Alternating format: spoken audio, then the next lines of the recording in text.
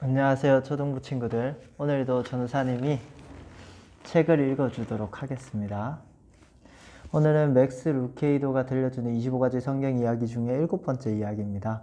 저번 주에 거지인가 왕자인가 거지인가 그 책은 다 읽었습니다. 네.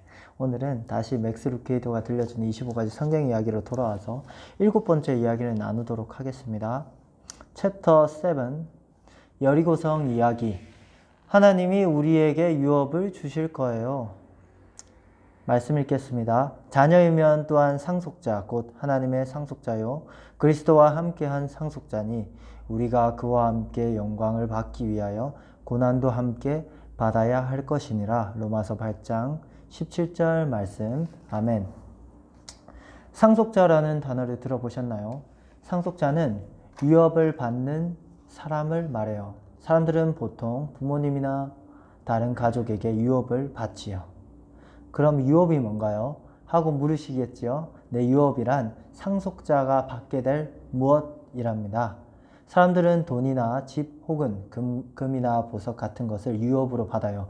예를 들면 누군가는 할아버지에게 시계를 받았을 수도 있고 누군가는 고모에게 목걸이를 받았을 수도 있지요.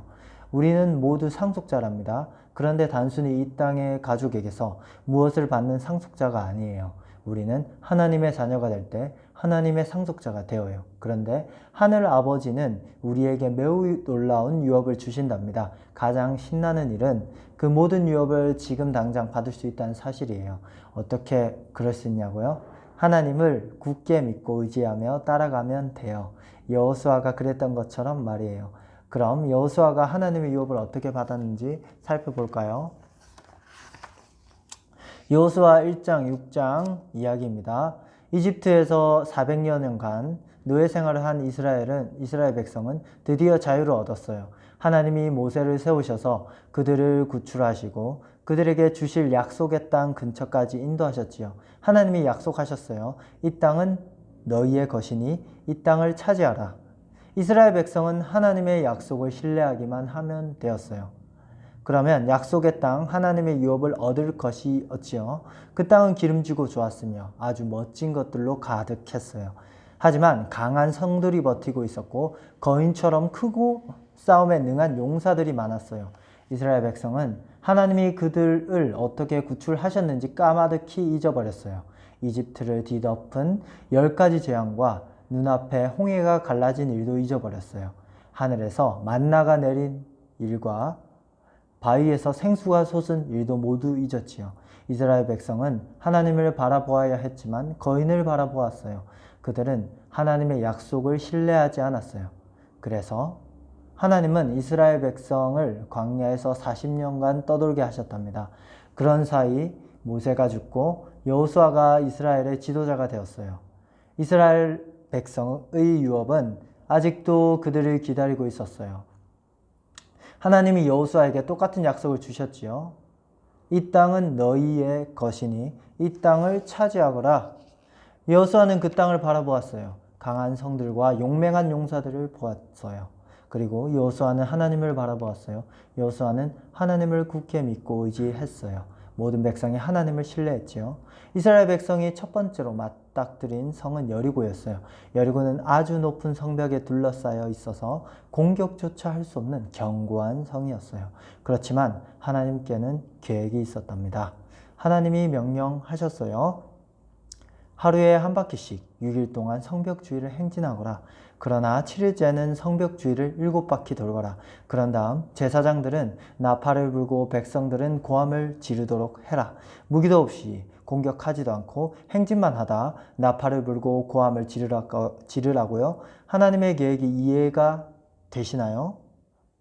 그래도 여호수아와 이스라엘 백성은 하나님의 명령을 따랐답니다. 드디어 7째 날 이스라엘 백성은 성을 한 바퀴 돌았어요. 이번에는 계속해서 성을 돌았지요. 2바퀴, 3바퀴, 4바퀴, 5바퀴, 6바퀴. 마지막 7바퀴째 돌고 나서는 제사장들이 나팔을 불었어요. 백성들은 큰 소리로 고함을 질렀고요. 그러자 그 크고 강한 여리고성이 폭삭 무너졌어요. 여호수아와 이스라엘 백성은 여리고 성 안으로 들어갔어요. 하나님이 약속하신 대로 이스라엘 백성에게 그들의 유업을 주셨답니다. 하나님은 여호수아와 이스라엘 백성을 향한 꿈을 가지고 계셨어요. 그리고 하나님은 우리를 향한 꿈도 가지고 계시답니다. 그것도 그저 그런 낡아 빠진 꿈이 아니에요. 우리를 향한 하나님의 꿈은 아주 크고 대단하고 웅장해서 우리의 상상력으로는 그 꿈을 품을 수조차 없어요. 그런데 우리가 하나님의 자녀가 되면 하나님이 우리를 그분의 상속자로 삼으시고 유업을 주세요. 그 유업에는 우리를 향한 하나님의 꿈이 이루어지는 데 필요한 모든 것이 들어있어요. 정말 놀랍지요? 우리가 무엇을 필요로 하든 하나님은 모두 가지고 계세요. 지혜든 인내든 시간이든 능력이든 혹은 기쁨이든 하나님은 그 무엇도 어느 하나도 부족하지 않으세요. 그리고 절대로 하나님은 내가 지금 많이 피곤해 내일 다시 이야기할래? 라고 말하며 우리의 기도를 거절하지 않으세요. 내가 할 수 있는 일이나 내가 할 수 없는 일을 생각할 필요가 없어요. 대신 하나님이 하실 수 있는 일을 생각하세요. 하나님이 한 번 말씀하시면 큰 담장이 무너지고 강과 바다가 갈라지고 메마른 땅에 비가 내린답니다. 그러니 걱정하거나 두려워하지 마세요. 담대하세요. 하나님의 약속을 믿는 사람으로 살아가면 되어요. 우리는 하나님의 상속자랍니다. 그리고 하나님은 우리에게 유업을 주실 거예요.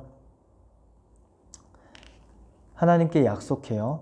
하나님, 이 저를 상속자로 삼으셨고 제게 유업을 주실 것이니 걱정하거나 무서워하지 않을게요.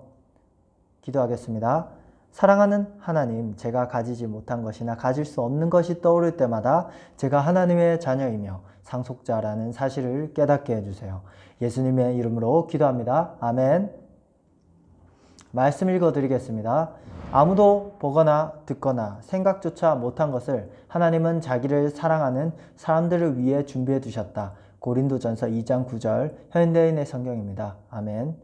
그리스도 안에서 모든 것을 자기 뜻대로 이루시는 하나님의 계획을 따라 예정대로 우리는 그분의 백성이 되었습니다. 에베소서 1장 11절 현대인의 성경입니다. 아멘.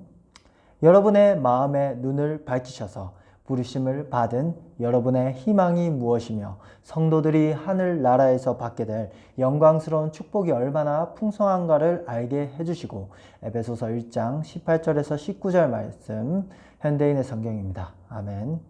여호와의 종 모세가 죽은 다음에 여호와께서 모세의 후계자 눈의 아들 여호수아에게 이렇게 말씀하셨다. 나의 종 모세는 죽었다. 이제 너는 모든 이스라엘 백성을 이끌고 요단강을 건너 내가 그들에게 주는 약속의 땅으로 들어가거라. 내가 모세에게 말한 대로 너희 발이 닿는 곳마다 그 땅을 다 너희에게 주겠다. 여호수아 1장 1절에서 3절 현대인의 성경. 아멘. 내가 너에게 마음을 굳게 먹고 용기를 가지라고 하지 않았느냐? 너는 조금도 두려워하거나 무서워하지 말아라. 내가 어디로 가든지 너의 하나님 나 여호와가 너와 함께하겠다. 여호수아 1장 9절 현대인의 성경. 아멘. 능력과 영광과 승리와 위엄은 다 주께 속하였으며 하늘과 땅에 있는 모든 것이 다 주의 것입니다. 여호와여, 만물을 다스리는 주권이 주께 있습니다. 부와 존귀가 주께로부터 나오고 주가 만물을 다스리시며 주의 손에 능력과 권세가 있으니 사람이 위대하고 강하게 되는 것이 주의 손에 달려 있습니다. 역대상 29장 11절에서 12절 말씀 현대인의 성경. 아멘. 네, 오늘 여기까지 읽었습니다. 네, 전사님 문제 내겠습니다.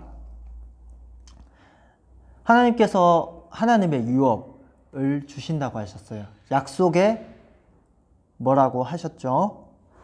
약속에 뭐를 주시기로 하셨는데 이 뭐는 너희의 것이니 이 뭐를 차지할 것이다 라고 그렇게 말씀을 차지하거라 라고 그렇게 약속을 하시고 말씀을 하셨어요. 이게 뭘까요? 1번 땅, 2번 거인, 3번 홍해, 4번 바위. 네. 정답은 댓글에 남겨주시거나 문자로 보내주시거나 카톡으로 보내주시거나. 오늘도 좋은 밤 되시고 굿나잇입니다.